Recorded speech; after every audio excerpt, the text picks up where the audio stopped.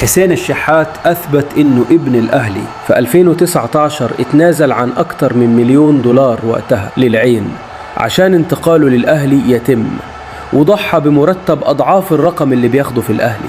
في 2023 لما عقده خلص دخل يناير وبقى يحقله يوقع لأي نادي فري، ورغم كده مرضيش يمضي في أي حتة، وأول ما الأهلي كلمه جدد بدون أي مشاكل وبرقم ما يجيش 20% من اللي كان ممكن ياخده لو مضي في أي نادي خليجي. في 2026 عقده خلص ودخلنا يناير، وبعدها دخلنا شهر 6 وبقى بره النادي على الورق، ورغم كده برضه مرضيش يمضي طول الفترة دي في أي حتة تانية، ورغم إنه ممكن يكون العقد الأخير ليه لا غالى في طلباته ولا حط أرقام تعجيزية، ووافق على سقف الرواتب اللي النادي محدده، رغم إنه كان ممكن ياخد ضعفه بره. مبروك عليك التجديد، ومبروك علينا استمرارك مع الفريق يا أسطورة.